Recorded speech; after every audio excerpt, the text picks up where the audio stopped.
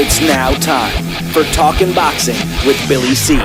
It began as a podcast, went live on the net, and transformed into a full-blown empire. It's the only daily boxing talk show on the planet, hosted by the only guy with the balls to do it. Many have stepped into the ring. Many have tried to take the belt. And one by one, they've fallen. Another victim of the undisputed heavyweight champion of boxing talk radio. Talkin' Boxing with Billy C is on now. My style is impetuous, my defense is impregnable, and I'm just ferocious. I want your heart.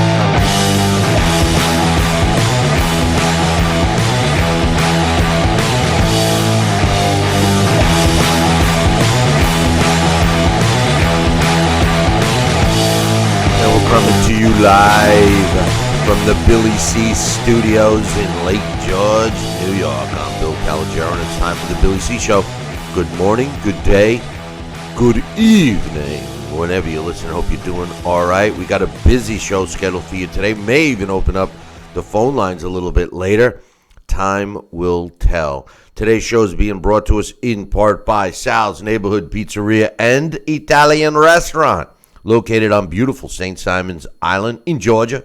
Check out his website, www.salsneighborhoodpizzeria.com, or give my man a call, 912-268-2328. That's 912-268-2328. Find out why I go all the way to St. Simon's to get a decent pizza. You know what I'm talking about? And I'm going to be going down there in another week or so. So if you got nothing to do the week of June 12th, come on down to St. Simon's, stop by Sal's Neighborhood Pizzeria, and we'll throw down a few slices together. You know what I mean? Today's show is also being brought to us in part by Gawk Box. What is it? Well, it can save you money. It can get yourself some stuff for free, and it can help us out too. Go sign up today. Go to our website, BillyCBoxing.com, and click on the Gawk Box banner. Today's show is also being brought to us in part by the Turning Stone Resort and Casino, located in Verona. I like that. Verona, New York. And their next boxing event, which is Friday, June 9th. Now, that Friday happens to be the Friday during the International Boxing Hall of Fame weekend. I'm going to be ringside watching a great card from the Turning Stone, and you should be too. So get yourself some tickets right now. Easy way is to go to our website, BillyCBoxing.com, and click on the Turning Stone fight poster, which is on the right-hand side, or just go to the Turning Stone box office on their website, turningstone.com. But make sure you tell them Billy C sent you and demand the Billy C ticket discount. They'll know what I'm talking about. So I'd like to see you up there. Drop me an email, billy@talkinboxing, that's TALKINBOXING.com, and let me know where you're going to be so I can go by and we can, have a couple of scotches together. And finally, today's show is being brought to us in part by my book, Tom Molyneux, From Bondage to Baddest Man on the Planet, is available right now where all good books are sold, and you can literally get a copy of this book right now while you're watching or listening to this show. Just go to barnesandnoble.com or amazon.com, or if you want a signed copy, just go to the website, billycboxing.com, and follow the directions. You're not going to miss where the book is. But anyway, as usual, I want to give a special shout-out to all of our viewers on TV. We're happy to be on television now, along with all of our radio affiliates. So glad to be part of all of your programming. Let us know. Drop us an email. Let us know where you're watching or listening to us at, and give us a report card. We'd love to hear from you.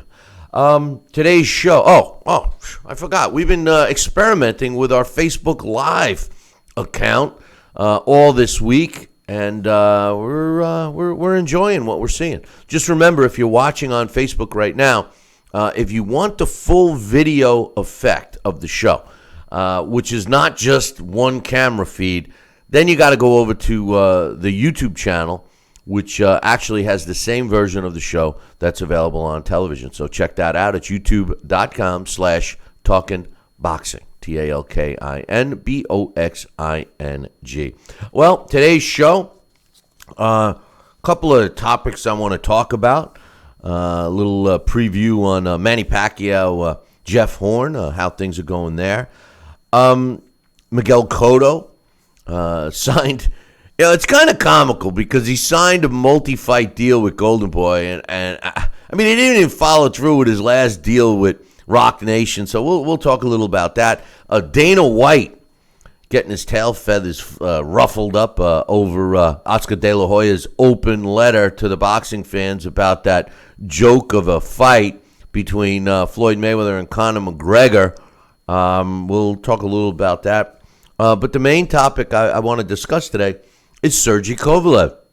And the fact that Sergey Kovalev, who I happen to like, has been talking a lot of smack lately, man. I mean, a lot of smack. I'm going to do this. I'm going to do that. When I get Andre Ward in the ring, oh, boy, is he going to be sorry. You know, hey, listen, my bottom line is this guy better start following through with half of it. You know, one of my biggest pet peeves in this sport today is all of the pre-fight hype from fighters that say, oh, I'm going to do this. Oh, man, I'm going to hit him so hard his kids are going to be dizzy. I'm going to do this. Oh, man.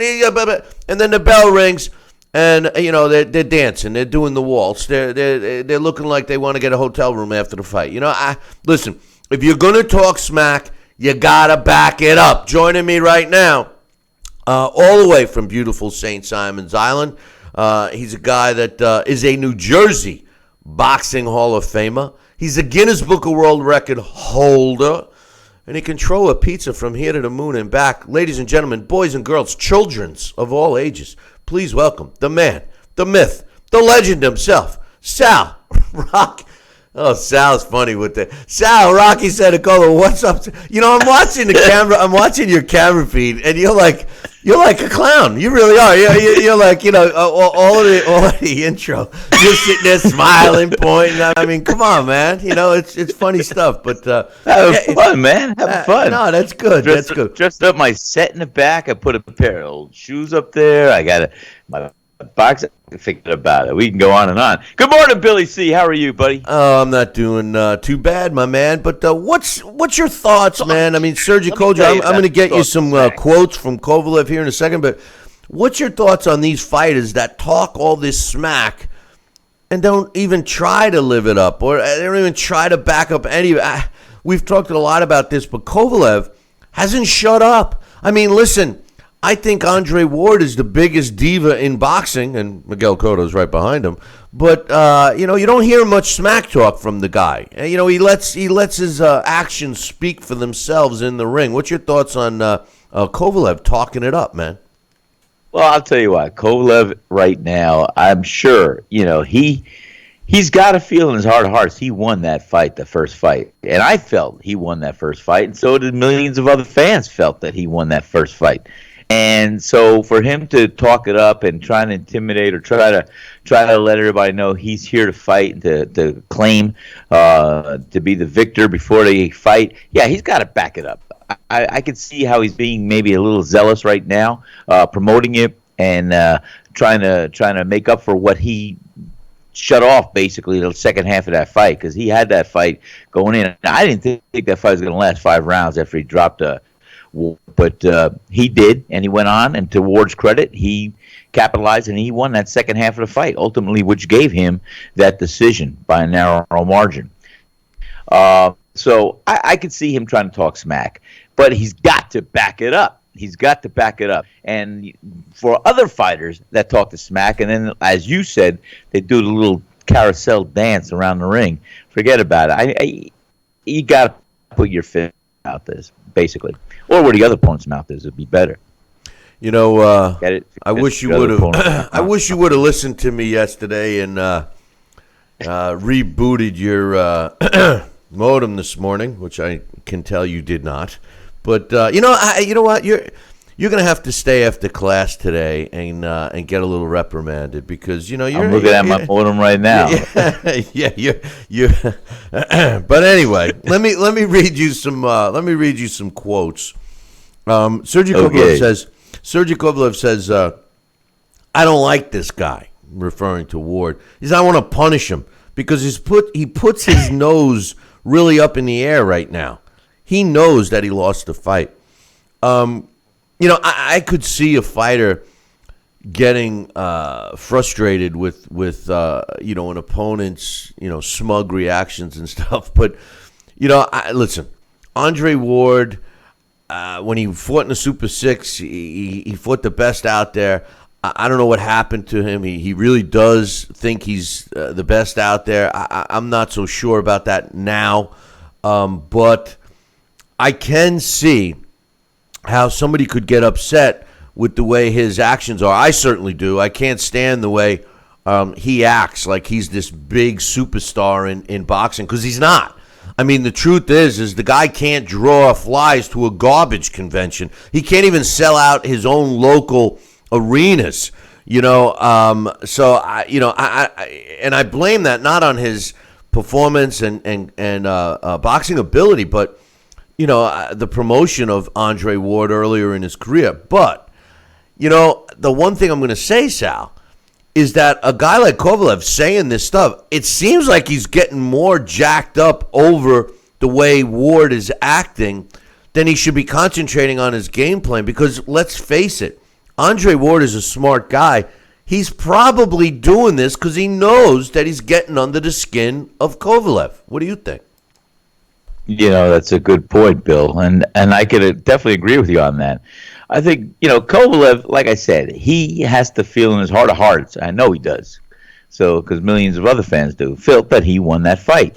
And so he's got to let his fists ultimately do the talking. But I can see now where he is trying to get under Andre Ward's skin, talk it up. And Andre Ward, to his credit, he is a smart man. So he's keeping quiet about everything right now.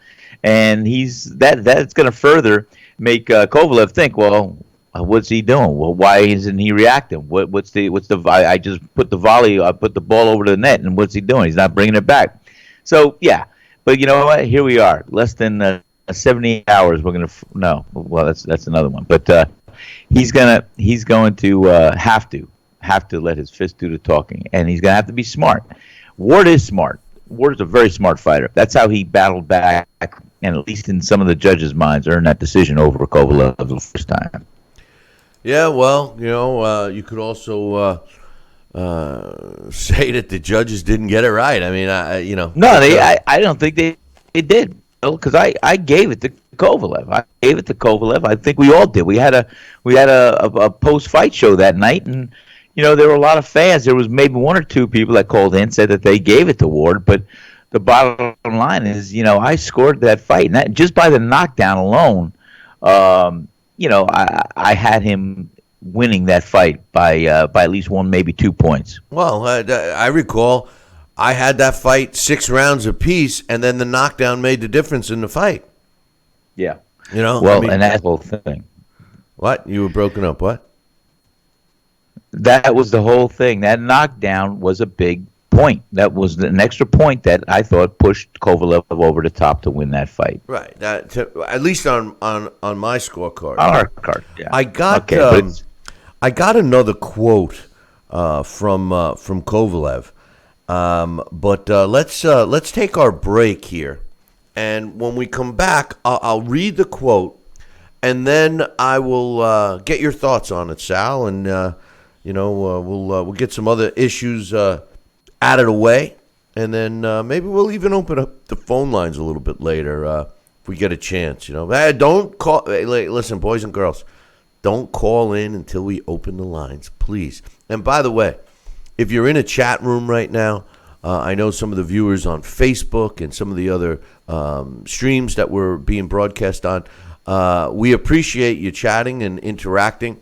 But if you want to get your comments read and actually discussed on air, the chat room that we respond to is the one up on BillyCBoxing.com. So go to there, and if you have any comments, questions, or thoughts or whatever, put them down in the chat room up on BillyCBoxing.com. Listen, we're going to take a short break. When we come back, we're going to read another quote from Sergey Kovalev, talking some smack about the upcoming fight between he and Andre Ward. So don't go nowheres. Billy C will be right back.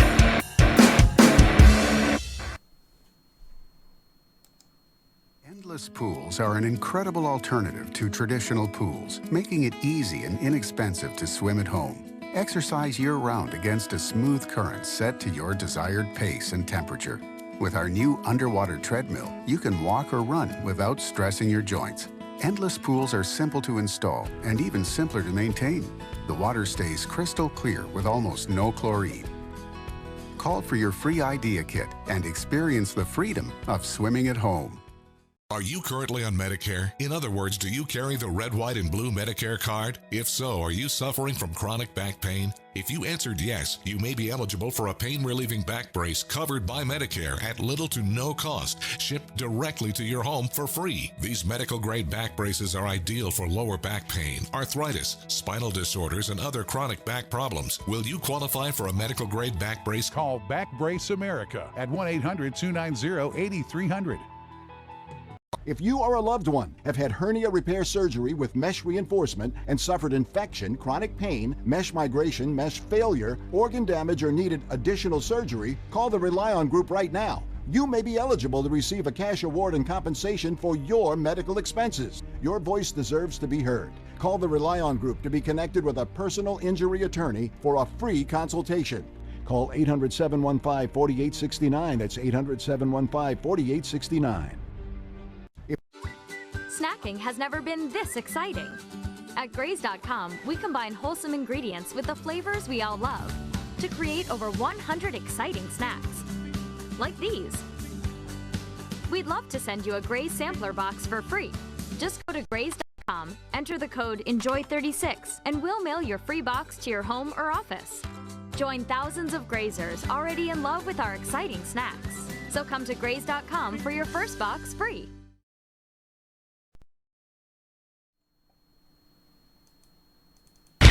Check out BillyCBoxing.com now, or feel the wrath of the mighty mustache. Oh, that hurts!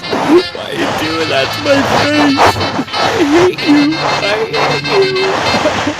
That's BillyCBoxing.com. Consider this your warning. Now back to Billy C. Interact with the show at BillyCBoxing.com.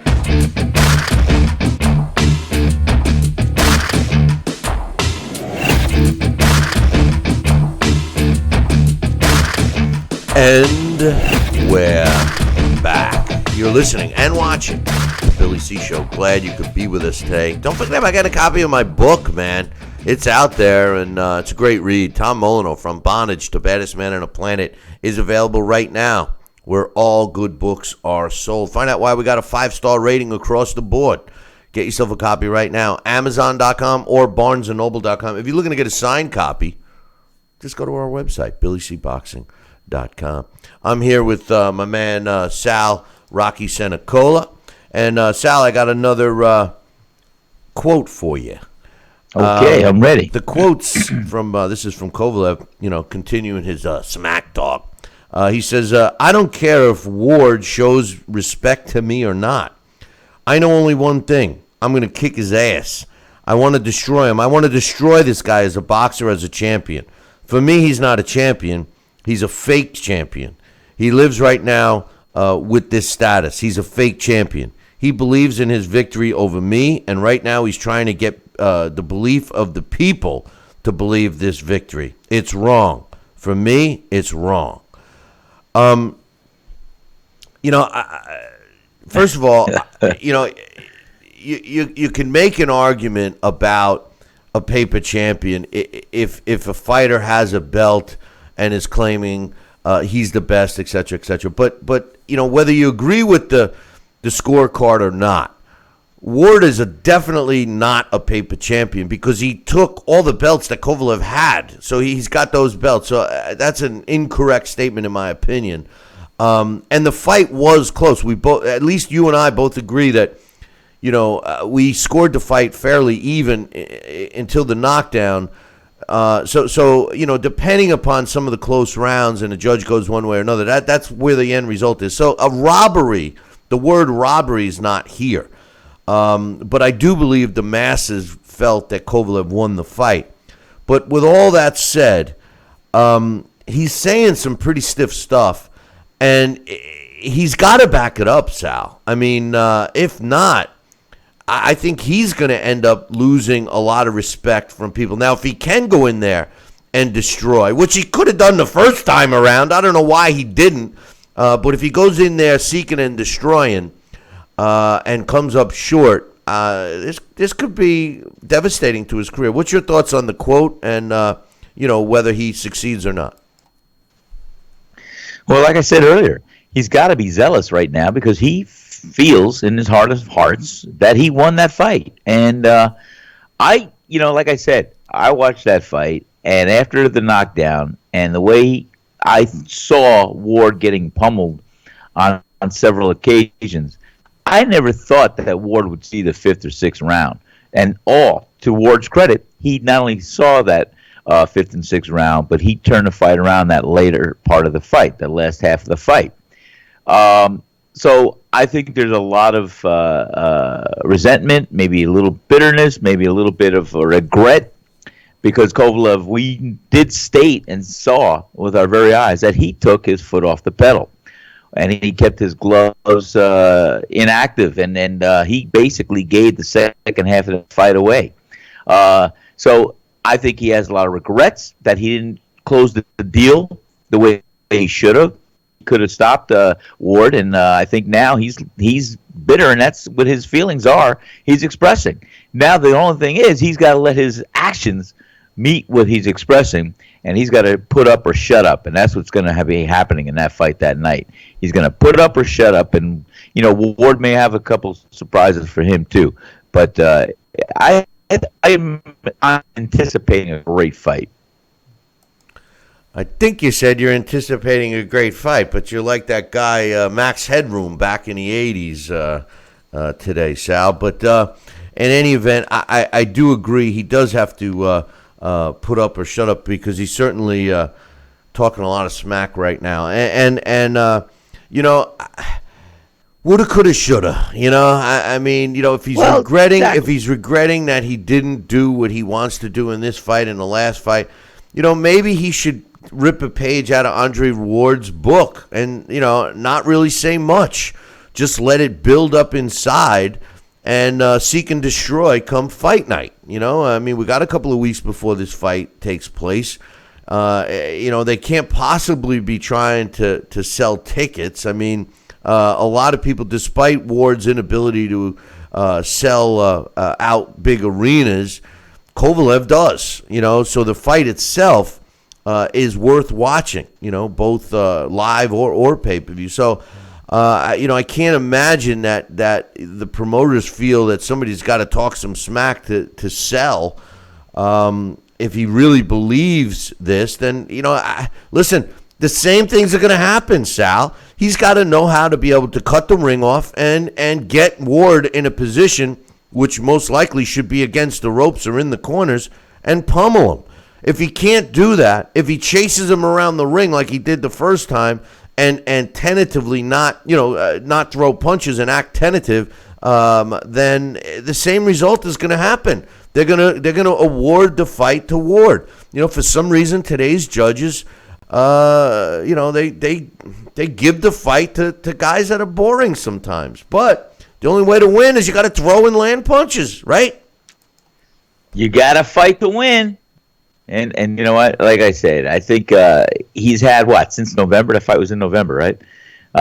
He's had several months to ponder, to think, to regret, to say, I'll wait till I get him in a ring next time. And yeah, you know what? Let's give him some ideas here for marketing. Because we know Ward's not going to push this fight, and for the promotion part, promoters will make this fight and should have this fight out in the forefront. But you know what? If this is another antic just to get some notoriety and to get some fans to feel that there's going to be a big fight and a whirlwind to look at, yeah. So maybe he's promoting it a little bit somewhat, but I think that he's very zealous. He wants to get in there and show the world what he should have shown the world back in November. That's what he's doing.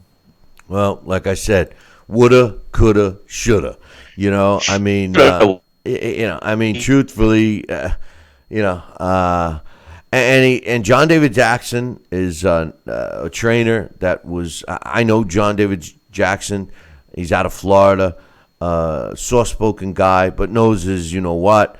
And Kovalev has kicked him to the curb, and we'll see what happens there. I mean, one of the things that bothers me is when fighters lose a fight. A lot of times they blame the trainer. A lot of and with all due respect, a lot of times you'll hear a trainer say, "We got to do this. We got to do this. We trained hard. We did this. We did that." And then the fighter loses, and all of a sudden they go, "Well, he didn't do this. He didn't do that." It goes from we to he. And a lot of times, the fighters do the same thing. They lose the fight, so who do they blame? The trainer? I mean, the trainer wasn't in there not throwing enough punches. The trainer wasn't in there, following his opponent around the ring. It boils down to what adjustments the trainer gives during the in-between rounds. How many times have we seen it, Sal? How many times have we talked about it where, a fighter goes back to the corner and he's getting either nothing or he's getting a rah-rah speech, when somebody should be telling him something technically, right? Well, you got it. I mean, you got to say, hey, look, this guy's dropping his left. He's circling this way. You got to go there. You got to cut the ring off. You got to deliver him. He's vulnerable to an uppercut when he comes in. So you have got to look at that. And you've got to constantly test and see what your fighter's not seeing. And then you've got to point those things out. That's exactly what that minute rest in between is all about, to try and give him some feedback and keep him on an even keel. Yeah, here's one thing I will tell you in this fight, and it's in Andre Ward's favor. The element of surprise is already out of the bag. I mean, Andre Ward is going to expect, he knows the power. He knows he knows what he's going to be facing, in other words. And Andre Ward, I'm sure, being a smart fighter, he's prepared for the kind of offense that Kovalev is going to offer, that he believes that he will be the same as the first fight. And Kovalev, like I said, the first night we talked about it. He's got to cut that ring off. He's got to be aggressive. He's got to throw punches in bunches, and he's got to be able to take that pedal and keep it down on the floor when he's got Andre Ward hurt, if he does get him hurt again. Listen, he's got to do more than just cut the ring off. He's got to cut the ring off and then be able to land punches. He was cutting the ring off in the last fight, but he wasn't doing anything with it. The one thing I think we're going to see different in this fight is that, and we'll have plenty of time to break this one down. It's just that, because it's in the news, we're talking about it. But, what I think is going to happen is I think that Andre Ward, for some reason in the first fight, thought that he has become a power puncher, and he tried to slug it out with Kovalev. He really did. He fought in the pocket a lot more in the first fight than I thought he would. I don't expect to see that in the second fight.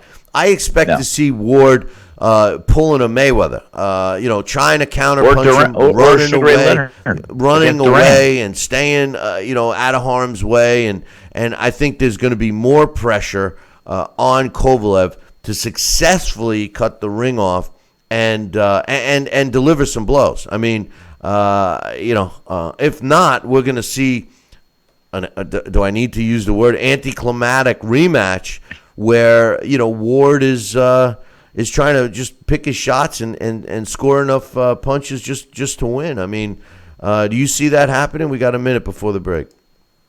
Yeah, I could see Ward look at that strategy, and like I just inserted, I think Ward could take the playbook from Sugar Ray Leonard and Roberto Duran too.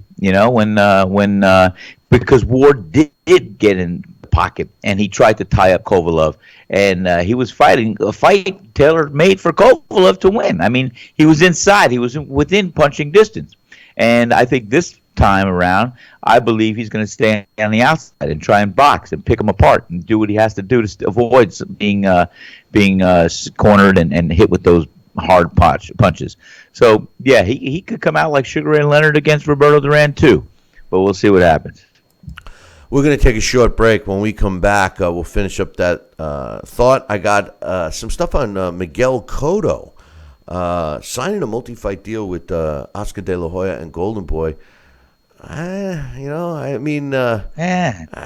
a boy who cried wolf. Why would you sign with Miguel Cotto? He's so. No disrespect to Miguel. I love the warrior in Miguel Cotto, but the diva in Miguel Cotto. This is a guy that doesn't follow through with contracts. He's done it multiple times. Most recently with Rock Nation. So hold that thought. We will be back in about 2 minutes. So don't go nowhere. Billy C will be right back. Snacking has never been this exciting. At Graze.com, we combine wholesome ingredients with the flavors we all love to create over 100 exciting snacks. Like these. We'd love to send you a Graze sampler box for free.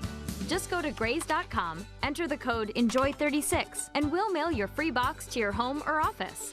Join thousands of grazers already in love with our exciting snacks. So come to Graze.com for your first box free. Endless pools are an incredible alternative to traditional pools, making it easy and inexpensive to swim at home. Exercise year-round against a smooth current set to your desired pace and temperature.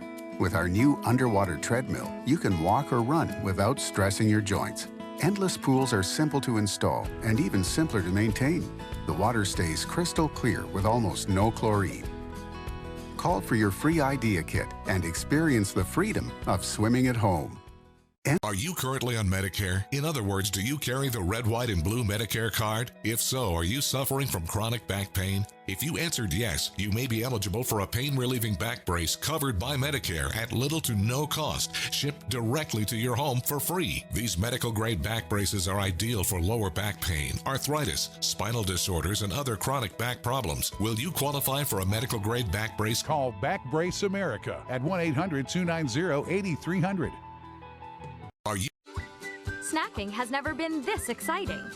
At Graze.com, we combine wholesome ingredients with the flavors we all love to create over 100 exciting snacks. Like these. We'd love to send you a Graze sampler box for free. Just go to Graze.com, enter the code ENJOY36, and we'll mail your free box to your home or office. Join thousands of grazers already in love with our exciting snacks. So come to Graze.com for your first box free.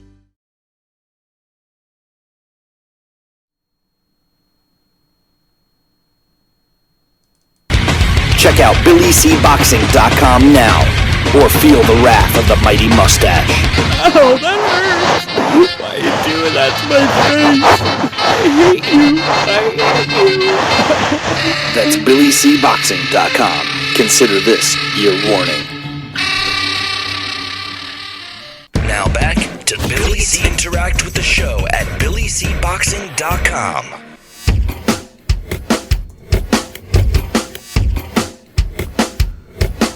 And we're back. You're watching and listening to the Billy C Show. Glad you could be with us. Don't forget, if you are watching live and you want to interact with the show and possibly get your comments discussed on air, you got to go into the chat room on BillyCBoxing.com. It's got some great people in there, and you can also get your stuff read on air. But anyway, I'm here with Sal Rocky Senecola, drinking his coffee as we speak right there, and with his customized Billy C mug.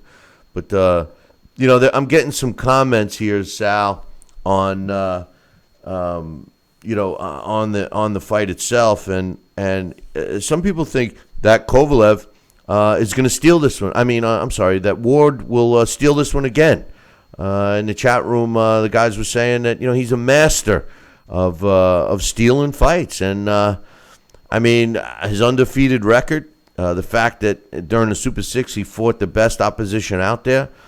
I think his career speaks volumes. When you just look at the boxing part. Again, my hang up with him is his divaism, but it is what it is. Like the old saying Al Davis used to say from the Oakland Raiders, just win, baby. And I think that's Andre Ward's MO. What do you think?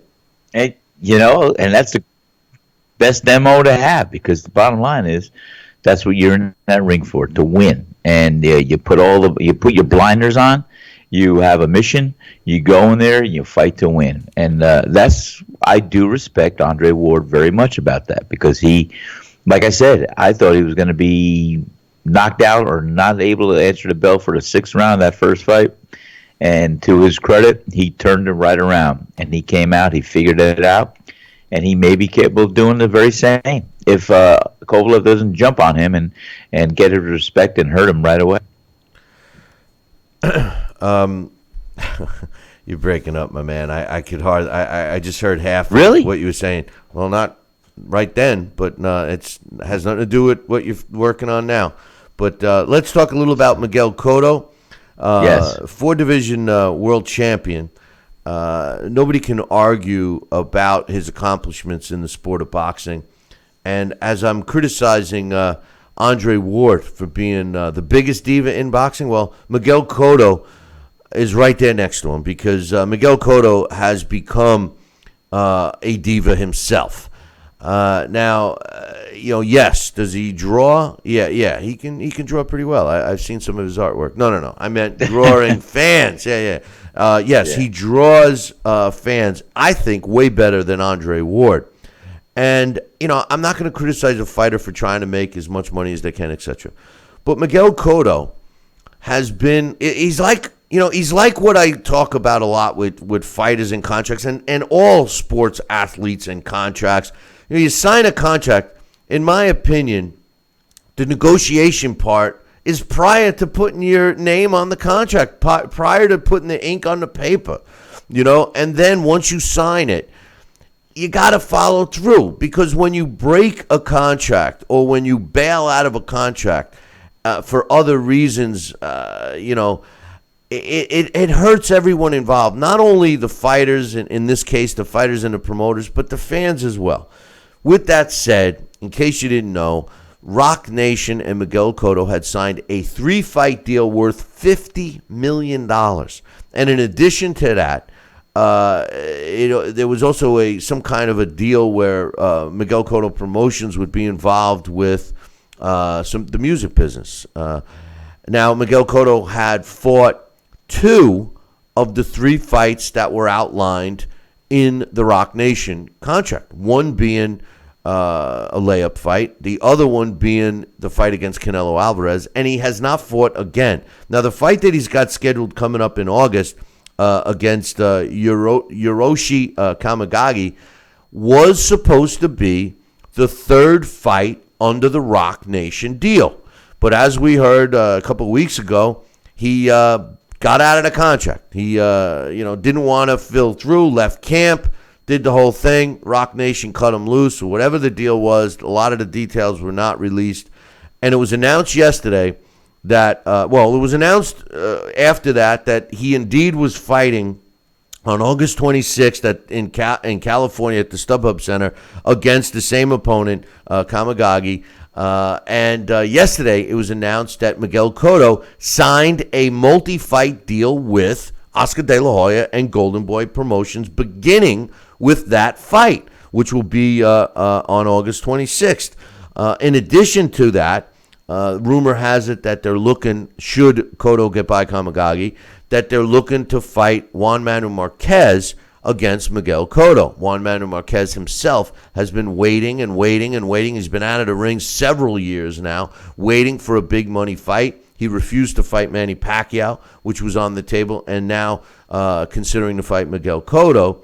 So that's one of the tail end of the deal.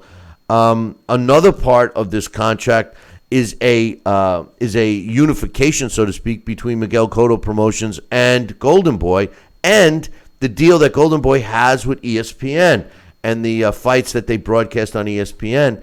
Some of these fights now will be taking place in Puerto Rico on the other side. So does it sound good for boxing? Yes, it does. Does it sound good for Miguel Cotto? Yeah, it does. I just wonder if he's going to stick with the contract. God knows what he's going to do. And I just can't help but remember that it was a couple of years ago, Miguel Cotto told us his last fight was going to be when he hit 30. What is he now, 57? I don't know. What's your thoughts on this, Sal?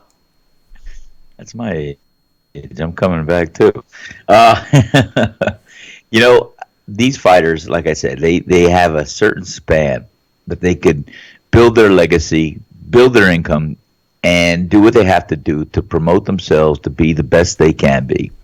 And I can't take it away from Miguel Cotto for trying to elongate his career, his success, his marketing ability and power to draw and to be paid big purses. So, you know what? He's doing what he's got to do to be in the limelight, to be in the eye, to be in a position to call for some big bucks and to elongate a career. Obviously he's past 30. He's not retired. And he's still in the ring. So I got to give him credit for that. And, we'll see. Again, if he just puts his hands where his mouth is and wins these fights, all the power to him. I mean, I'll be pulling for him. Yeah, I mean, listen, I don't want anybody to think that I don't like Cotto, because I do. I just have a hang up with fighters, and any athlete for that matter, that don't follow through with their contracts. And in my opinion, he had one more fight under the Rock Nation deal. He could have fulfilled it and then walked away, and still did what he wants to do with Golden Boy. So I don't know. I'm not too pleased with that. But I tell you what, I am curious to hear from the listeners right now, Sal. And what will happen is, if we get a call, unfortunately, you're going to get bumped off. But guess what? That might work out for you, Sal, because that will give you a chance to do what I asked you to do yesterday. And then maybe we can hear every single word that you say to us, my man. And if we get a call, we'll try that. If not, we'll keep moving forward the way we are. So we will open up the phone lines right now. I want to hear your thoughts on one of two things. Number one, Kovalev talking smack. Is he going to back it up? Is this just, a promotional ploy? And what's your thoughts of Cotto's new deal with Golden Boy? The phone line is open, 845-228-8710. Your final thoughts, Sal, on Kovalev. Is he going to back up the smack or what?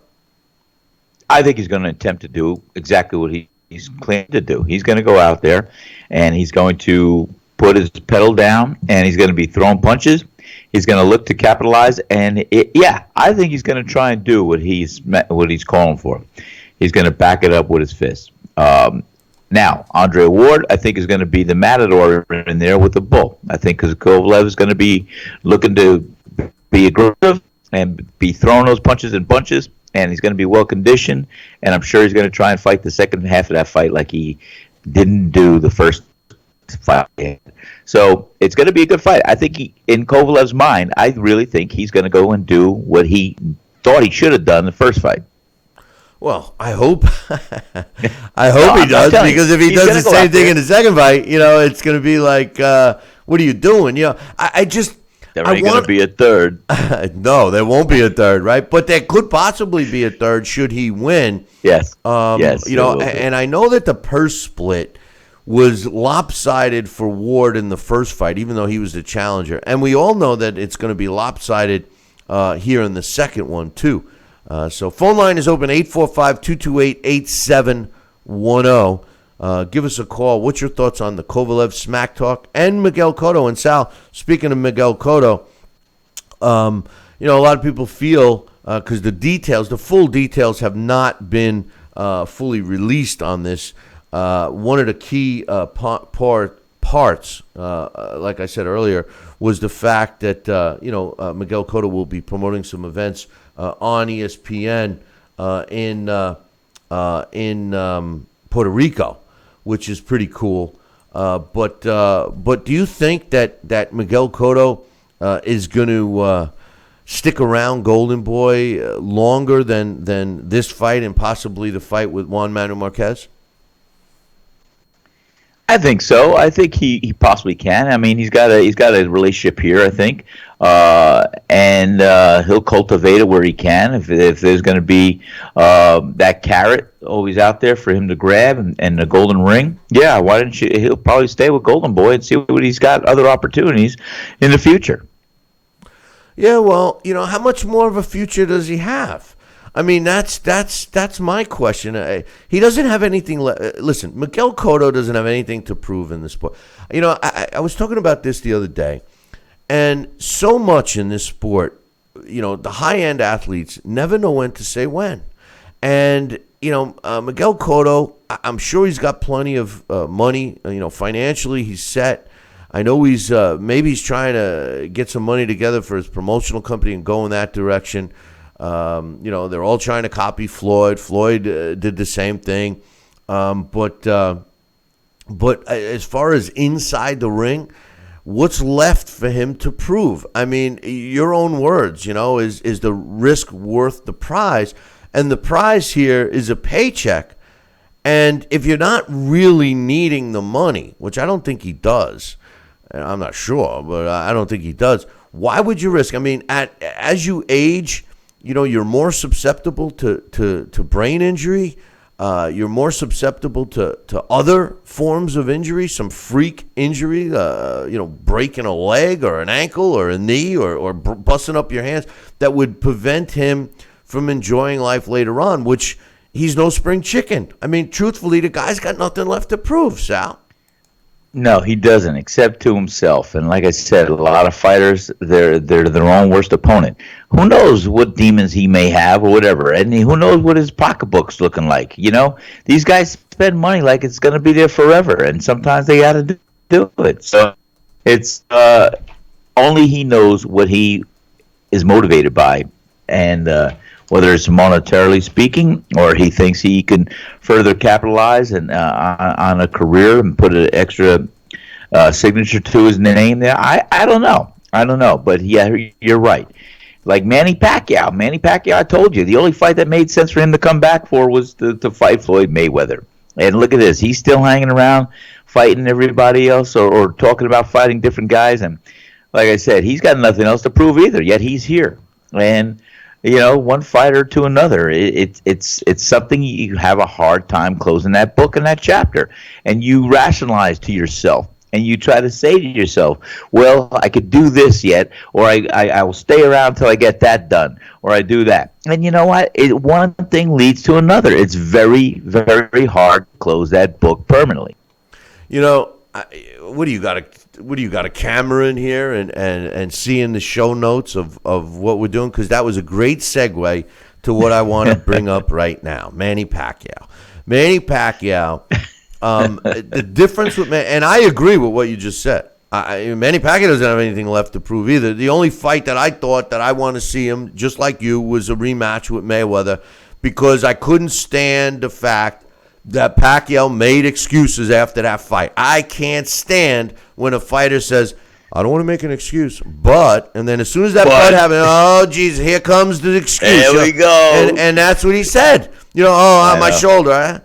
He's more or less, he went, my shoulder, I hurt my shoulder, I couldn't do it. I mean, give me if you're not 100% in the biggest fight of your career, in the biggest money-making fight of your career, against arguably, one of the best fighters of his generation in Floyd Mayweather, you don't make the fight. You don't fight. You put it off. So what? You're pissing people off. So what? Floyd Mayweather would never have gotten in that ring if he wasn't 100%. You could bet the ranch on that, okay? If this is the most important fight of your career and you suffer a legitimate injury like Manny Pacquiao did, you postpone the fight.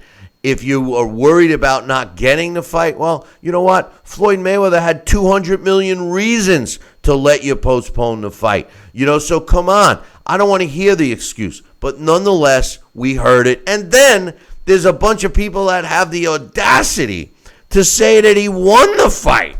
That Pacquiao actually won the fight, which was yes. Was it anticlimactic? Was it one of the most boring fights that I've ever had to sit through? Yes. You know, is Floyd Mayweather the most boring fighter I've ever had to watch over and over and over? Yes, but that still doesn't change the fact that Floyd won the fight. So Manny Pacquiao was crying like a girl and making excuses all the way, and he still is. Now, with that said, one thing I love about fights taking place outside of the United States is the live gates. The live gates elsewhere are huge. In Europe, we talk about it all the time. In Canada, they do very well. It's just in the United States, we're lazy, man. We'd rather sit home and watch it on our couch drinking a scotch. Oh, wait a minute. That's me. I like to watch it on my couch drinking a scotch. But the truth of the matter is it's the truth. Now, Manny Pacquiao has already sold for his fight. I should say he and Jeff Horn. It's been reported that they've already sold over 40,000 tickets for this arena that can hold over 55,000. So they're almost there to the sold-out point. You bring up a point about Manny Pacquiao fighting Mayweather. The difference between the Cotto fight here and Mayweather's BS fight with Conor McGregor and all of this stuff is Manny Pacquiao is still relevant to the welterweight division. He happens to hold one of the belts. Maybe this fight against Jeff Horn isn't the fight we wanted, but he's still in the mix. My question, Sal, should he get by this fight, and should Mayweather not want to fight him, for his 50th fight or whatever, his 50th win, does Manny Pacquiao continue? Does he go after a Keith Thurman or an Errol Spence? Because let's face it, that's what this sport always likes to see. A champion of, an era that dominated the sport, and, Manny Pacquiao certainly did, take on a young guy who's on his way up. Can the old champion still be competitive with the young gun? My question to you is, does Manny Pacquiao follow that path, or does he keep fighting the Jeff Horns of the world? Wow, that's a good question. First of all, I'll tell you what, in all due respect to Manny Pacquiao, and I do respect him, I do appreciate him, he's a talented fighter, a warrior. I think also he's fighting well above what God intended him to be. I mean, heavier, what I'm trying to say. Welterweight here and there. I think he was more effective and better as a lighter fighter. Lighter fighter. That's kind of funny, but I think now if he's playing with the big boys again, what does he have to prove? I really have no interest to really watch too many of Manny Pacquiao's fights, other than if he was to fight Floyd Mayweather.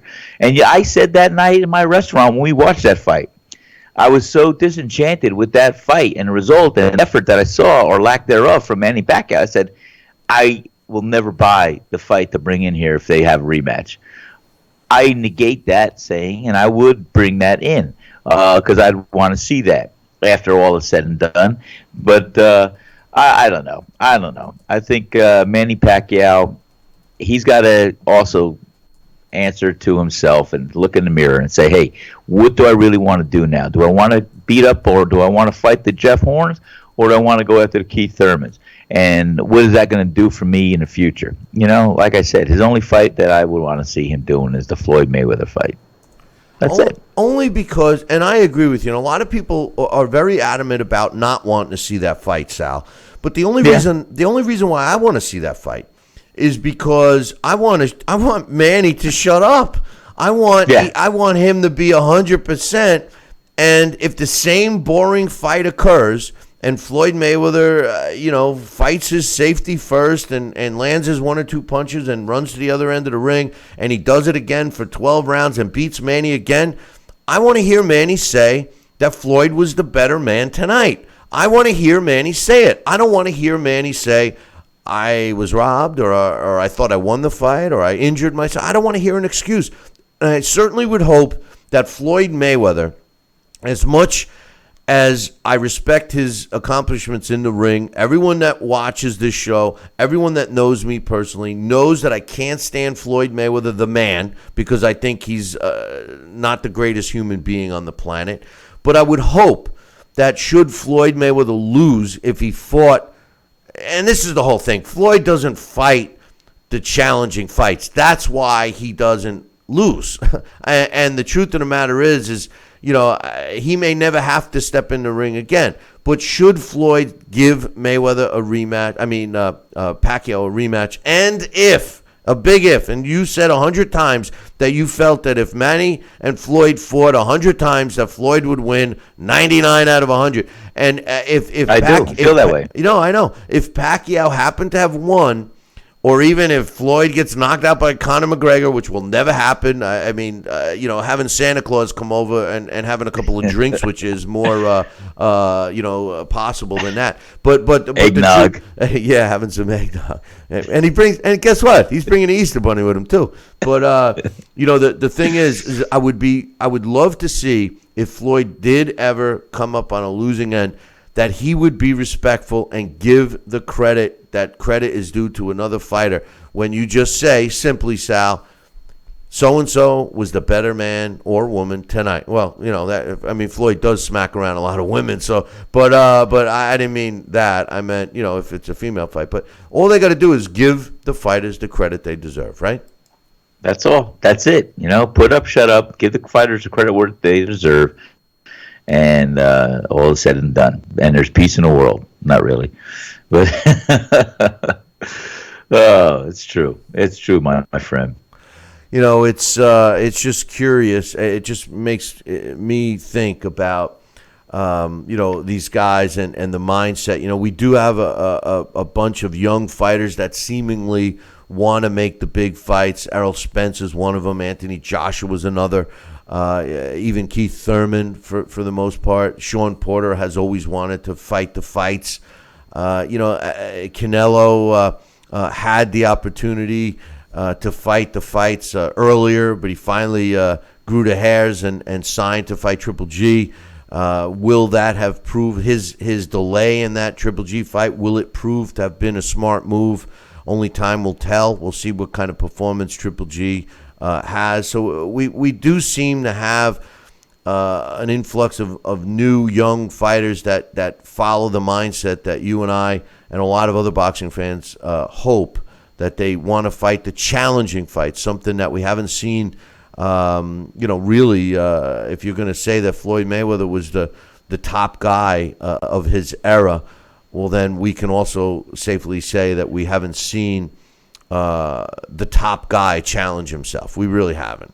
And I think that when fighters do that, we, the fans, and the sport is rewarded trifold. I mean, all you got to do is look at the last two fights from England: Anthony Joshua against Klitschko and Errol Spence against Kell Brook. I mean, somebody would have to really make a strong case to suggest that they weren't challenging fights for all of the fighters involved, and the results weren't great, and that they all lived up to the hype, right? Oh, that's 100% true. And I'll tell you, I've become a big fan of watching the boxing from the UK, and just the environment there, the atmosphere is just stellar. It really is. And those fights were stellar. And you are right. We have a lot of young bucks come up here that have that warrior mentality, that want to fight the best. So hopefully it'll translate and it'll continue to grow, and we'll see these fighters doing that. And I'm telling you, Billy C., don't discount. You may be giving Mayweather some praise, because you know what? I'm still going to be hoping he gets up in that ring after the Canelo Alvarez and the Triple G fight and say he wants that winner. And I know it's a. I know it's. Come on! What are you starting? Is it? Are you filling us in on your stand-up routine? Because Floyd Mayweather would never, ever do something that classy and challenging. He wouldn't do it. Floyd Mayweather's whole career, Sal, has been built upon successfully moving his career, marketing his brand, and taking on the fights that offer him the least amount of risk for the maximum reward. That is Floyd Mayweather's career in a nutshell.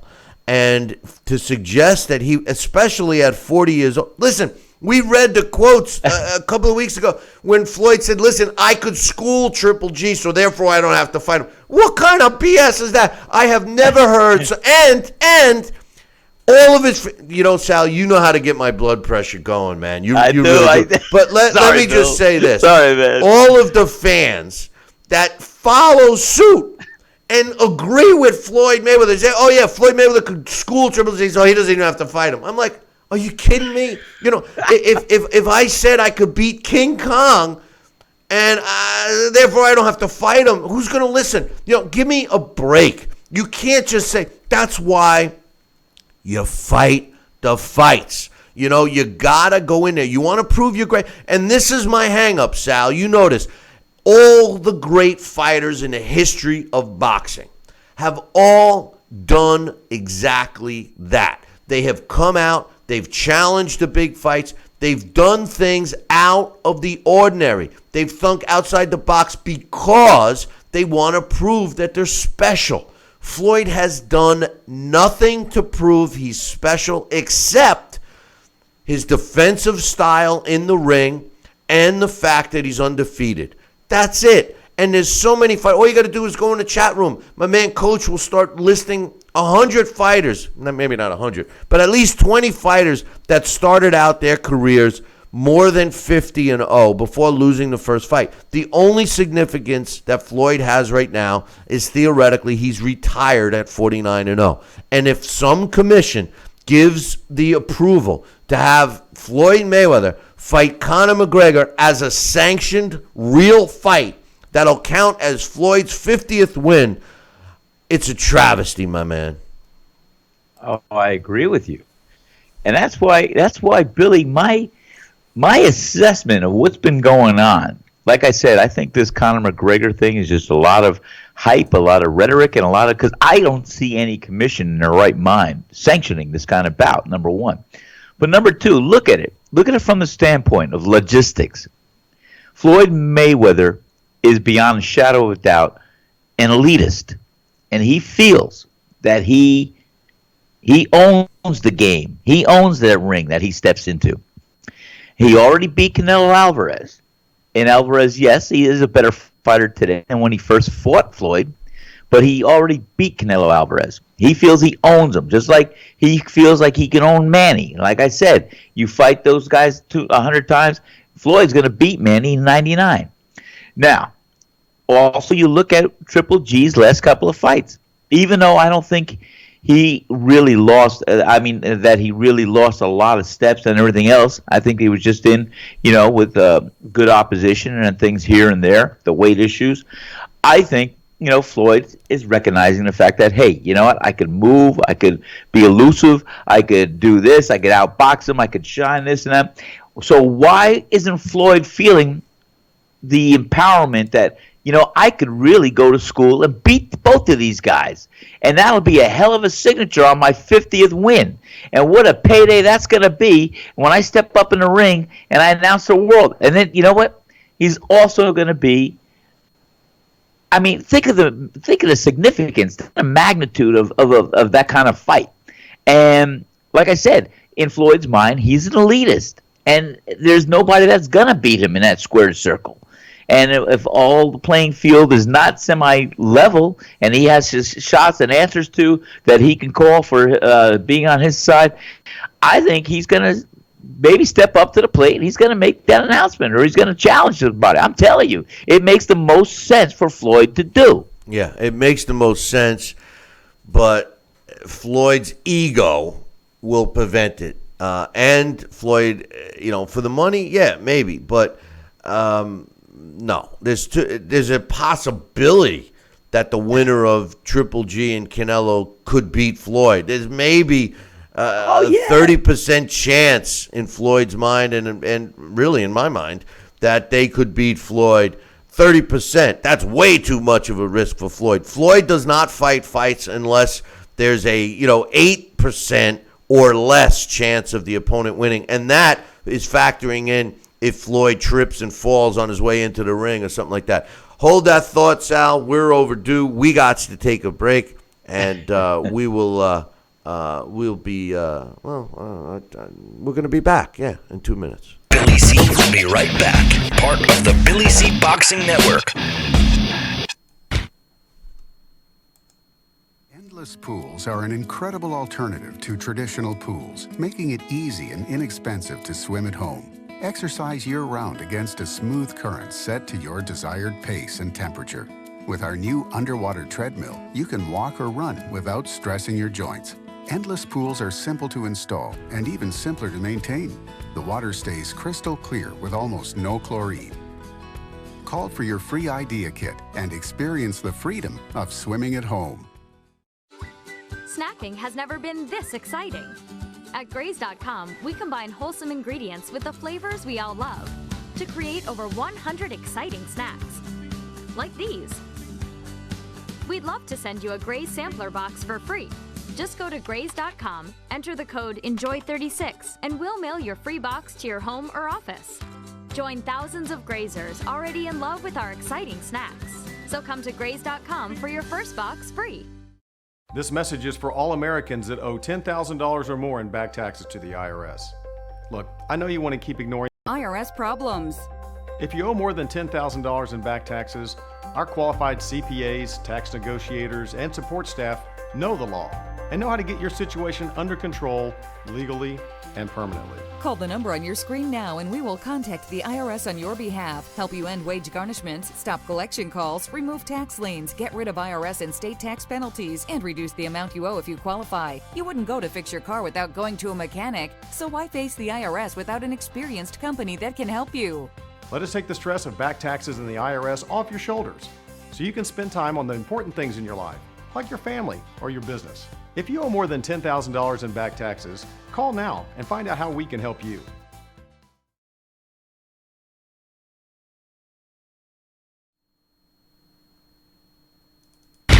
Check out BillyCBoxing.com now, or feel the wrath of the mighty mustache. Oh, that hurts! Why are you doing that to my face? I hate you! I hate you! That's BillyCBoxing.com. Consider this your warning. Now back to Billy C. Interact with the show at BillyCBoxing.com.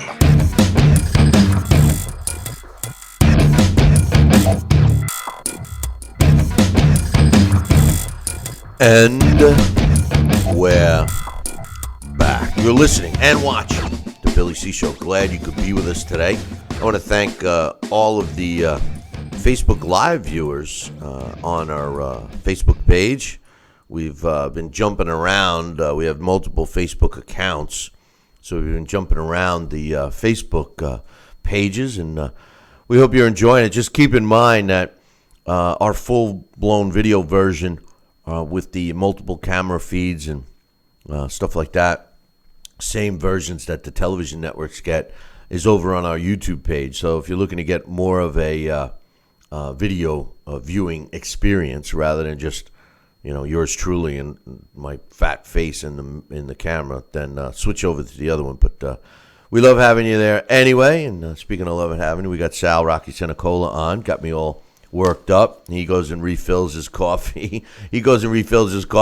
While I'm ready to have go into cardiac arrest because of the comments. But before we move on, I got a couple of emails, and we got some sports scores to get people caught up with. In the NHL Stanley Cup, Sal, the Penguins beat the Predators yesterday 4-1.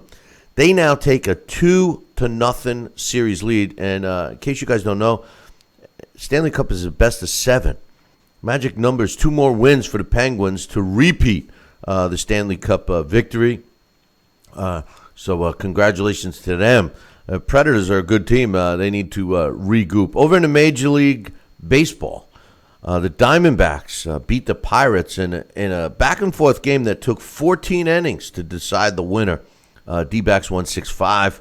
The Blue Jays beat the Reds 5-4. The Astros, man, is this team putting up some runs or what? 17-6 over the Minnesota Twins. The Marlins beat the Phillies 10-2. The Padres beat the Cubbies 2-1. A's over the Indians 3-1. The Orioles got back at your Yankees 10-4. They beat the Yankees yesterday. The Tampa Bay Rays, remember, we can't say Devil Rays anymore. The Rays beat the Rangers 7-1. How bad was it yesterday? First of all, our best pitcher, and I say our because, yes, I am a disgruntled Met fan. Our best pitcher this year so far, Jacob deGrom, was on the mound. It was like he was throwing batting practice to the Brewers. No disrespect to the Brewers, but they're not exactly a big, badass team. They beat them at 7-1. But it got so bad that, listen to this, Sal. How bad did it get? How bad did it get? Yeah, I was waiting for that. Hey, let's do a take two. Hey, Sal, the Met game got so bad. How bad did it get? All right, how bad did it get? Funny you should ask. It got so bad that the Mets mascot, Mr. Met, the guy with the baseball for a head, flipped the bird. Now they're at Citi Field, okay? They're in Citi Field, which is the whole.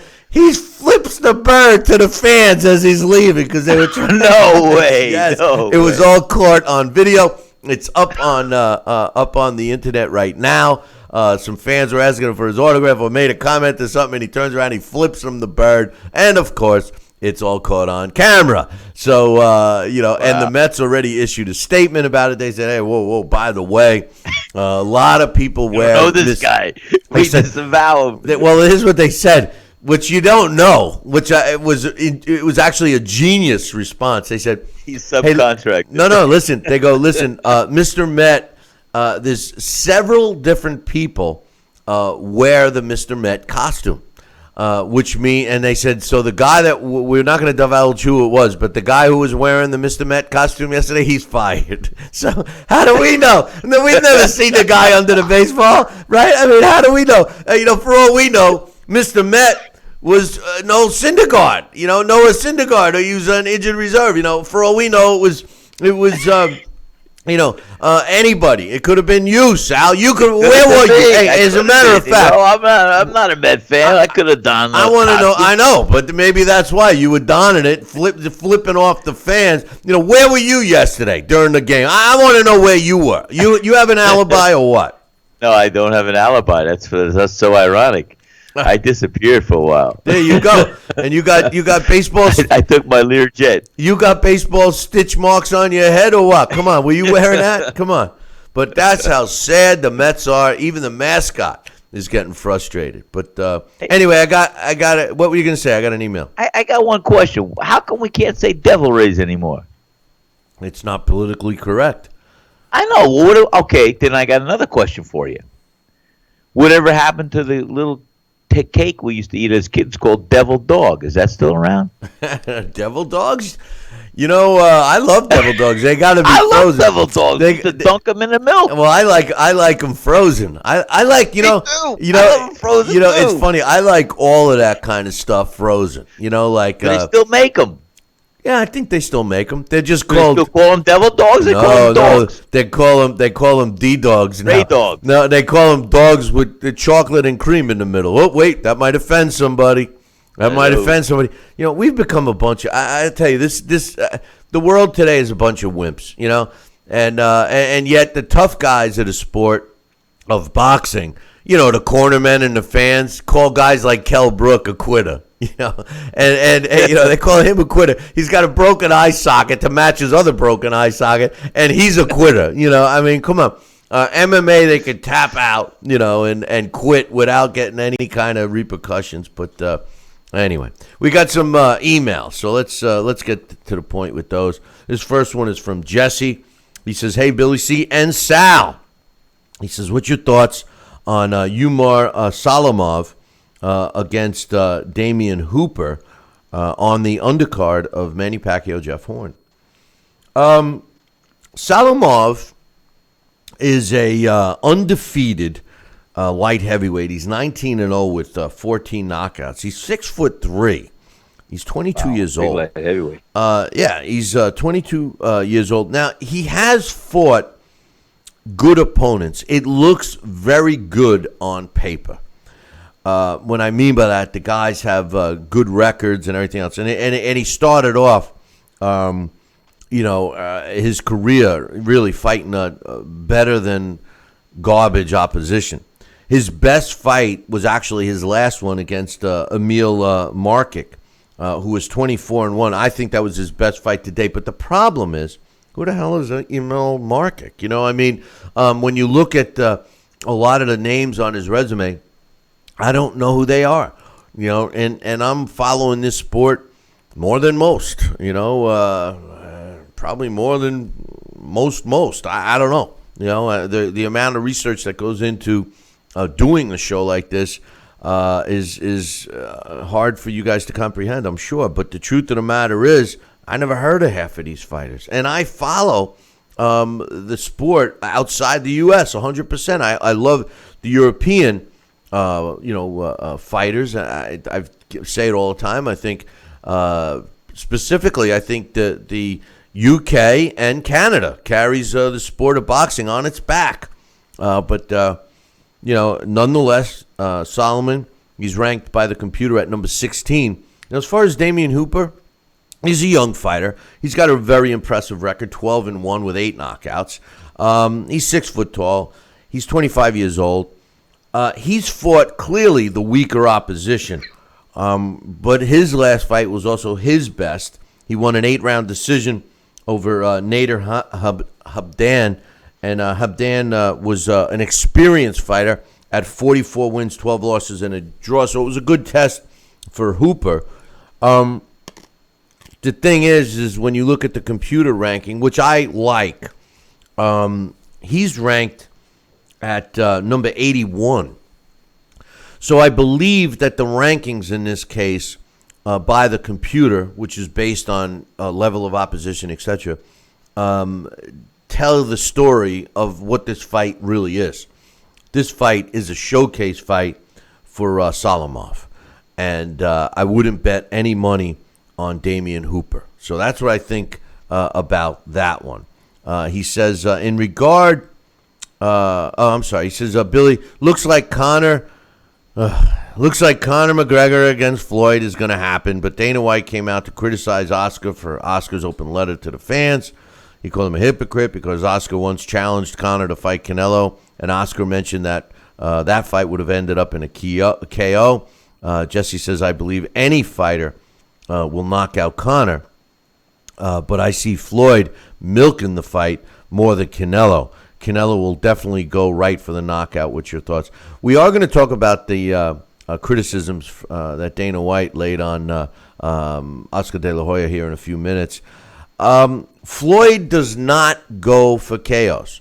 Floyd is not an engaging fighter. If this fight happens, which I pray that it doesn't, I see Floyd doing what Floyd does.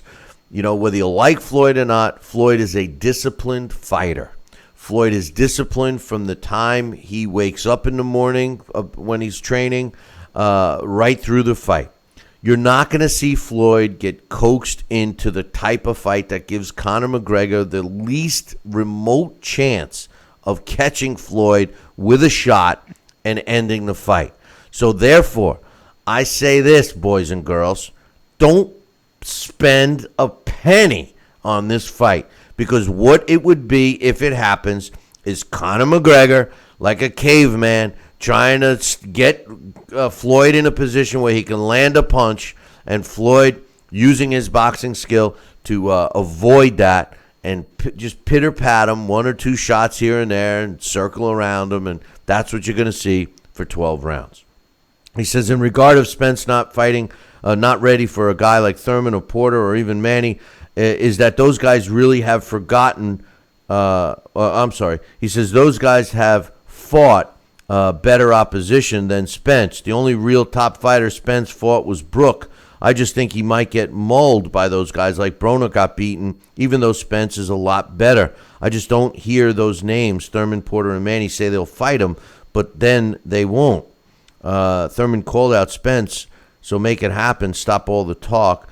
Sal, you and I talked about this several times already, but I mean, the truth of the matter is when you're a champion, you're ready for the big time. You know, this whole he's still developing, he's not ready for the fight. No, I don't want to hear it. And as far as guys like Manny Pacquiao, Thurman. These guys. They're not calling out Errol Spence. The truth of the matter is if Manny Pacquiao, just like we just said, if he continues fighting, I want to see him fight a guy like Errol Spence. I mean, what's your thoughts on him not being ready, and if these guys want to fight him? You know my thoughts, because once you are a champion, you play that title fight, and you win that championship. You got to be ready to face the number one ranked contender in the world, or the top opposition that you're going to be facing. You have no excuses. You go to school where you have to learn how to counter and offset a style. What I mean by going to school, it's nothing you already don't know. It's just how you're going to use your offense to get through their defense, and how you're going to fight your with this with the opponent coming up in your horizon. So I think once you are a world champion, you can't turn away or duck or avoid any other fighter that earns the right to go for your title as you earn the right to fight for the title. You can't. No. He says, what's your thoughts on Andre Ward's team trying to talk to John David Jackson, the ex-trainer for Kovalev, who's training Kovalev now?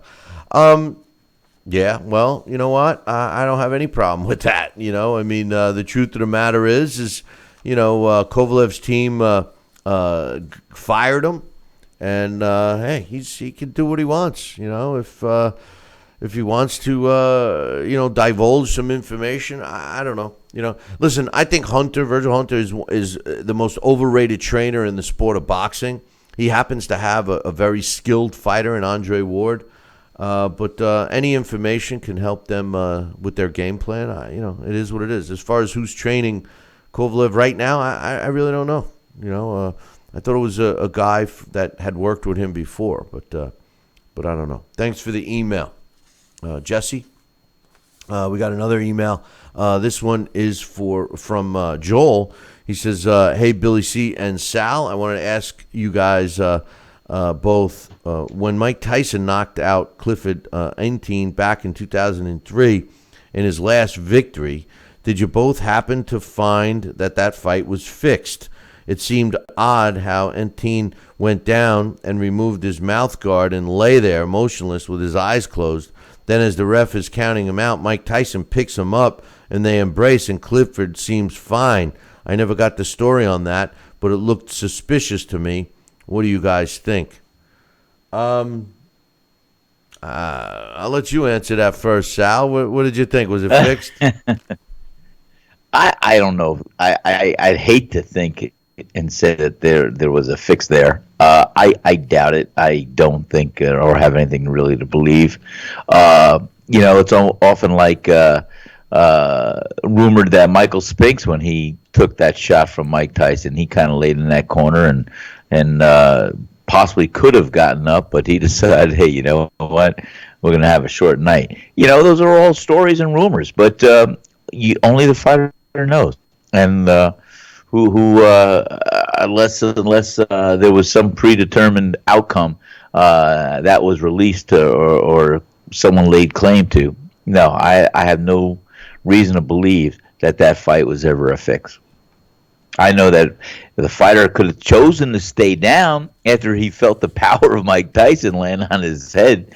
He said, you know what, I'm not going to get up, but I don't think there was a predetermined or choreographed outcome before the outcome happened. Well, Clifford, the Black Rhino, was a guy that had a suspect chin. And I agree with Sal. There's nothing suspect about it now. No, well, he's in jail now. But the thing is, or he was. The thing is I don't believe that it was fixed. I really don't.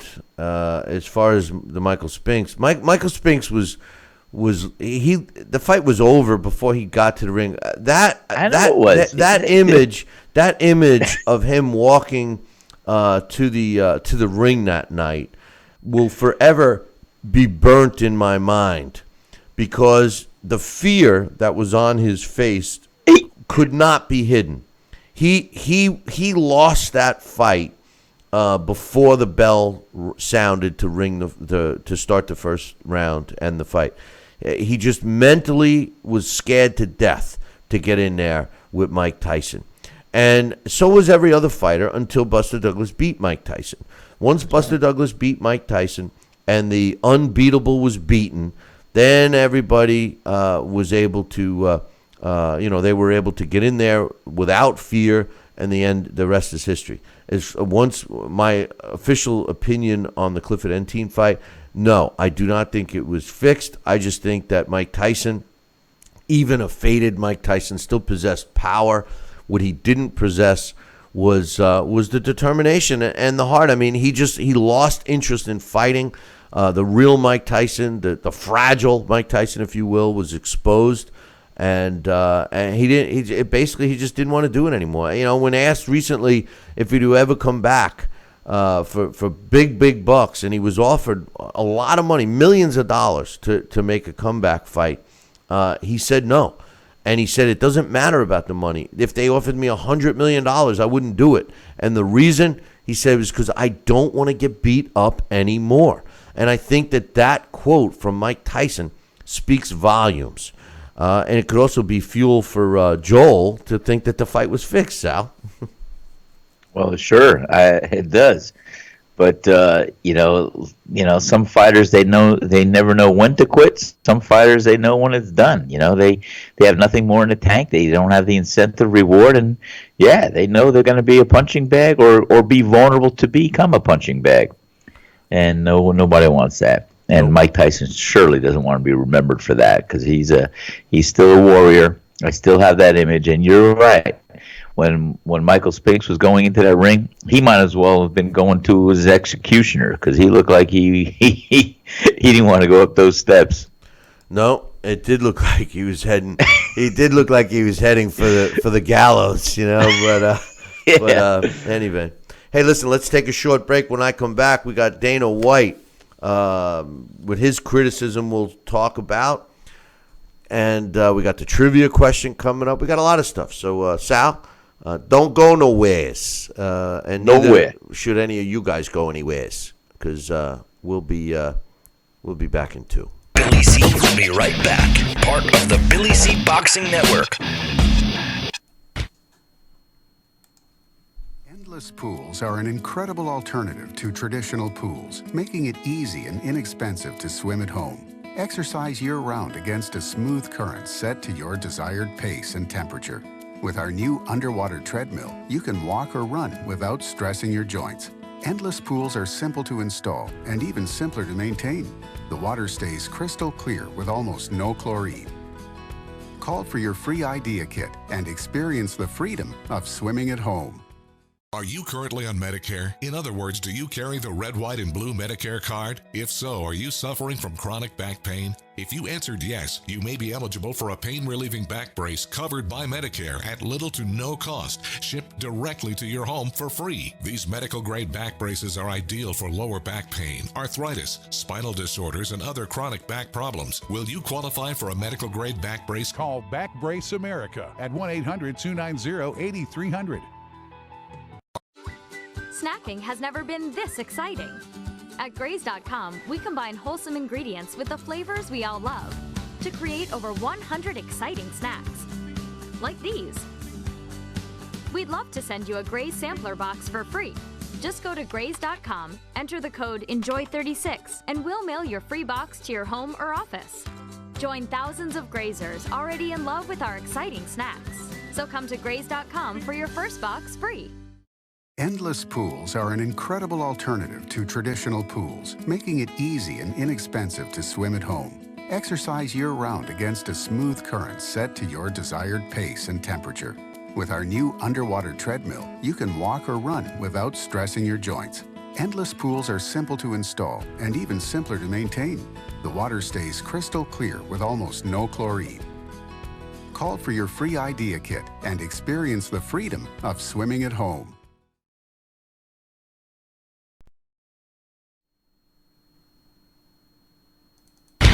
Check out BillyCBoxing.com now. or feel the wrath of the mighty mustache. Oh, that hurts. Why are you doing that to my face?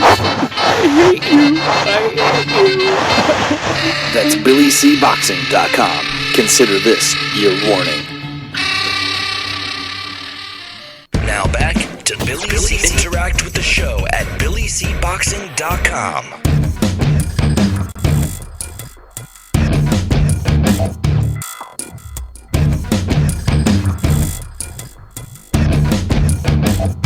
And we're back. You're listening to the Billy C. Show and watching it too. I'm glad you could be with us today.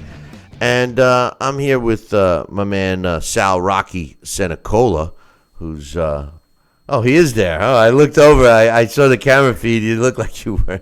I was like, well, I guess he's kind of there. We'll apologize for him breaking up a little bit today. He's stuttering. He's stuttering a little today. Yeah, he's stuttering a little bit today. But we could blame technology on that. But Sal, Dana White, and you know who Dana White is. He's the UFC big cheese. He went out yesterday. He went outside for a change. No, he went out and criticized Oscar De La Hoya. Remember when we read Oscar De La Hoya's open letter to the boxing fans concerning the proposed and projected fight that's going to be announced at some point between Conor McGregor and Floyd Mayweather? And he said that what he said was that Oscar De La Hoya, his criticism of the potential fight between Mayweather and Conor McGregor is the weirdest thing he's ever seen in any promotion. He also mentioned that he felt that Oscar De La Hoya was hypocritical because of the fact that he did offer to have a fight between Canelo Alvarez and Conor McGregor. The bottom line is this: this fight really is not for boxing fans. If you think about it, Sal, it's not for the fan, because there's not one boxing fan out there that I've spoken to about this fight that wants to see it. But the people that have talked to me that say that they want it are the marginal fan, the regular fan, the guy that talks around the water cooler on Monday about the big game or the Super Bowl or the big sports events. That's the people that are attracted to this fight because it's news. I also think that there's a number of UFC fans or MMA fans in general that want to see the fight because they believe that their guy, Conor McGregor, could beat Floyd Mayweather. I think it's a circus. And, as far as being critical of Oscar De La Hoya, I agreed with Oscar De La Hoya's letter. Whether he was, being hypocritical or not is neither here nor there. This fight, I've said it once and I'll say it a million times, Sal, if it were an exhibition, I have no problem with it, none whatsoever. But as a real fight, it can't happen. And it's going to be curious to see which commission, presumably Nevada, allows it to happen. And if they do, we all know that they're going to make several $1 million for their, boxing programs because of it. But I just feel that they would be hypocritical by approving or disapproving fights for various reasons, and then all of a sudden approving a pro debut fighter against arguably one of the top, if not the top fighters of his era and a first ballot Hall of Famer in Floyd Mayweather. What's your thoughts on the criticisms from Dana White on Oscar De La Hoya and the interest level in this fight itself? Like I said, I have no interest in this fight between Conor McGregor and Floyd Mayweather. I hope it never gets sanctioned, and I really have I don't want to see it. It has nothing relative to boxing, and nothing relevant in that sense with the magnitude or lack thereof. Like I said, Conor McGregor, he's a great MMA fighter. Stay with the MMA. If Floyd was going to cross over to MMA, fine. Let them fight on MMA terms. If it was going to be an exhibition, fine. Let it be sanctioned as an exhibition fight. But as a professional boxing match, counting on Floyd Mayweather's record, no way. It should not be done. And, Dana can keep his comments to himself, too. He's just looking to make the money out of it, too, and everything else. But I don't think it should happen. Not as a real fight. Not as a real fight. Not as a real fight. Like I said, the only thing I want to see is if Floyd Mayweather wants to cross over into MMA, go ahead. Make my day. I don't care.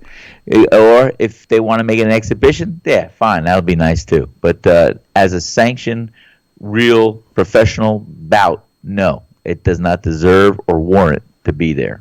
No. And, it's going to be interesting to see what happens with the Nevada State Athletic Commission, assuming it's going to be there, or even because we all know that Conor McGregor is already licensed in the state of California. So it's going to be interesting to see. Obviously, they're getting their ducks in a row. Whatever commission is going to approve it. I know there's a lot of money on the line to not approve it, but for the integrity of a sport that gets black eyes all the time anyway, and has constantly been, people crying to have it, made illegal again. Boxing doesn't need this. And for people that think that Floyd is doing this to prove that he's the best in both, arenas, whatever, he's doing it for the money, and he's doing it for the fact that it's an easy fight. Listen, no disrespect to Conor McGregor. No disrespect to Conor McGregor or MMA or the UFC or anybody that actually thinks that Conor McGregor has a legitimate shot against Floyd Mayweather. He does not. Floyd Mayweather will, he used the word school against Triple G, which I don't believe would happen, but he will school Conor McGregor. Even if they sold the fight for $19.95, I wouldn't recommend anyone buying it. It's going to be a joke. It's not going to be competitive. And to suggest, Floyd wants all his other fighters on the undercard, which makes me think that it's going to be a totally legit card, in terms of the commission.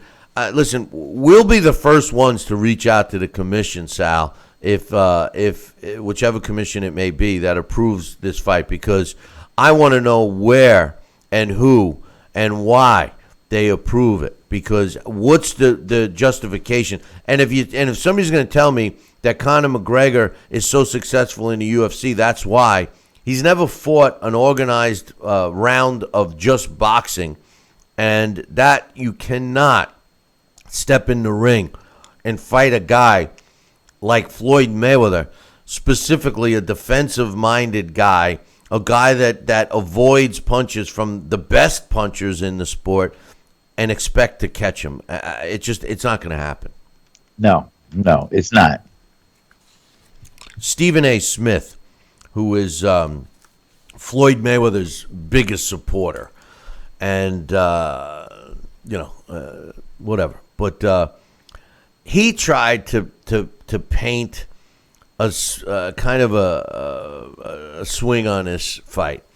He thinks that there's no way that Conor McGregor could win the fight.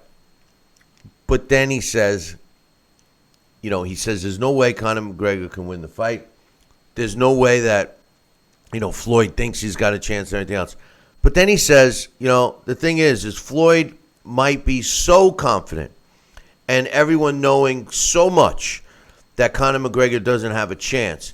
And he used the analogy with Tommy Hearns against Iran the Blade Barkley. He said Tommy Hearns was 10 times better of a fighter, a boxer, than Iran Barkley. And he knew that he was winning and knew that he could do what he wanted in there. And he got a little sloppy. And all of a sudden, the power punching Iran Barkley connected and knocked out Tommy Hearns. And as a result, and the comparisons that he made, he says that that's what and why he gives Conor McGregor a chance of beating Floyd, assuming that Floyd might get lazy or overconfident and get caught. I think that is just helping his friend Floyd sell the fight, Sal, because there is no way.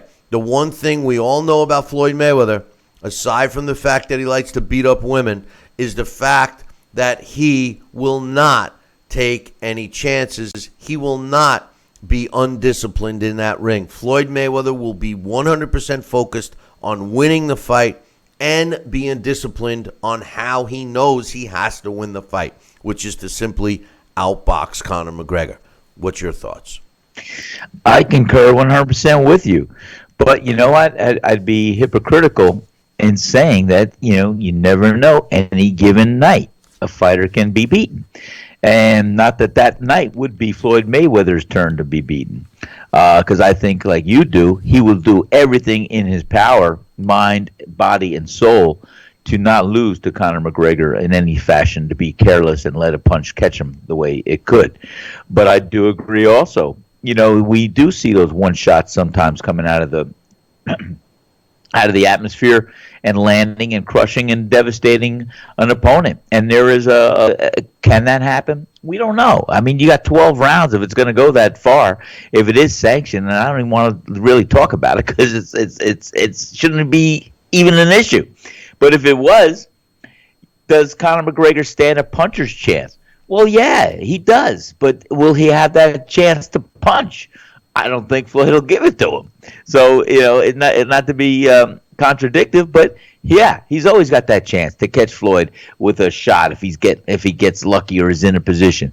But will Floyd give him that opportunity or be that careless? I doubt it. And that's it. Sal, I love you, right? I love me too. But it's always like you're this guy. When I ask Sal, I'm like, hey Sal. He says, "Oh man, Bill, you got to meet this guy. Who is he? Oh, he's a fighter. What does he look? Well, he's kind of like a tall, short, fat, skinny guy. He's got like blondish, brown, reddish colored hair, and he could kind of win or maybe lose or even draw. But aside from that, I know the guy really well. It's like, what are you saying, Sal? Sal needs to run for office. You need to get into political business, Sal, because you are the champion, the undisputed champion at dodging questions and answering with answers that can be taken any which way. Except yes or no. I learned that. You know what we got to do? We got to start limiting you. I'm gonna say, okay, Sal, I got a question for you, and here's the answer. It's either yes or no, Sal. Okay, it's either yes or no. None of these. And I don't want to be hypocritical. You like Manny Pacquiao. I don't want to make an excuse. But oh God! All right, I don't want to be hypocritical. But here comes the hypocrite. Oh God! But anyway. We love you, Sam. But we got the trivia question. Now, hey, by the way, don't forget, everybody, tomorrow we're going to break down and give you our breakdowns and predictions on the Adonis Stevenson and Andres Fonfara fight, along with the Alvarez and Jean Pascal fight, which is also going to be broadcast. So we'll be talking about those two fights tomorrow.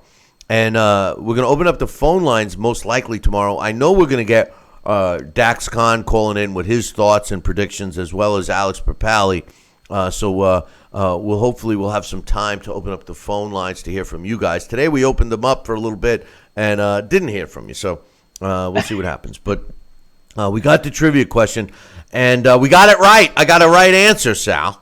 I can't believe it. Yeah, no, I believe it because our listener base is very well knowledgeable about the sport of boxing, and sometimes it just takes some time. Now, I did get a lot of answers, but the common denominator in most of the answers that I got is that they were extremely close, but they left a fighter out. The question was, and I want to thank my man Henry Haska for hooking us up with this question, and he loves more than anyone to stump you guys, and so do we. And he did. And he did. Well, not he. There's ones that he's given us that no one's ever gotten right. I haven't given the right answer yet. But the question yesterday was this: name the only retired heavyweight champions that beat every fighter they faced.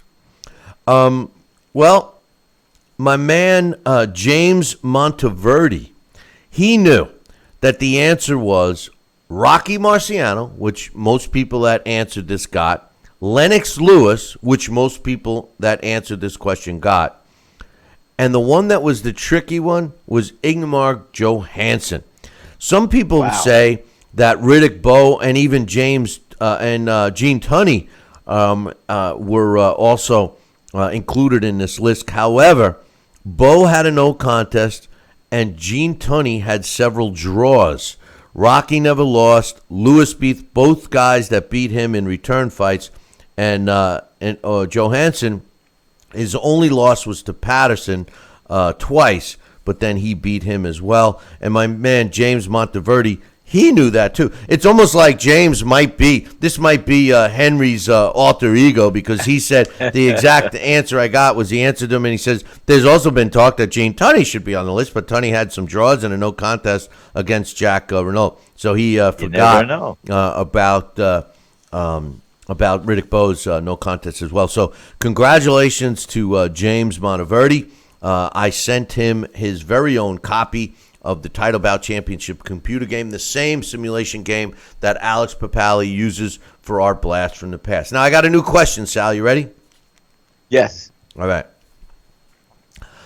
Now, we're going to give Sal an opportunity to answer this for you guys, and I'll answer another one. So I got a couple in front of me just in case. The question is, what do Ted Kid Lewis, Dave Shade, and Young Stribling all have in common? What did Ted Kid Lewis, Dave Shade, and Young Stribling all have in common? If you're the first one to email me this, the correct answer, if you're the first one to email me the correct answer, at Billy@TalkinBoxing. That's TalkinBoxing.com. You'll win a prize. I think we got another copy of the Title Bout to give away, which is a great prize, by the way. It's a great game. If you're the first one to get this correctly, you'll win it. Sal, do you have any ideas on what do Ted Kid Lewis, Dave Shade, and Young Stribling all have in common? They knew and they had coffee with Jack Dempsey? No, they didn't. Oh. But you know why? You might be close. I think they all knew. I think I they might all be knew him, but I don't know if they had qualified. coffee with him. You were close with that one, and he almost got it, because Sal was very close with the Jack Dempsey answer, but he was wrong. So you guys, if you're the first one to email me the correct answer, Billy@TalkinBoxing. That's TalkinBoxing.com. What does Ted Kid Lewis, Dave Shade, and Young Stribling all have in common? Answer it and win the prize. Good luck to everyone on that one. Hey, don't forget, we're going to be breaking down the fight tomorrow between Adonis Stevenson and Andres Fonfara. It's a rematch. The first fight was a good one. It was. I thought the fight it went the distance. I thought that it was an interesting fight. Some people thought it was close. Some people thought that Fonfara might have squeaked it out. I don't know about that, but the truth of the matter is, Fonfara has earned a shot. So we'll be breaking down and giving you our official predictions on that, and the Elder Alvarez and Jean Pascal fight, which is on the undercard. But that's it for today. So that concludes our show for today. And I want to remind everyone to make sure that they tune in tomorrow morning. Same bat time, same bat channel. Until then, I leave you with this. Ciao, baby.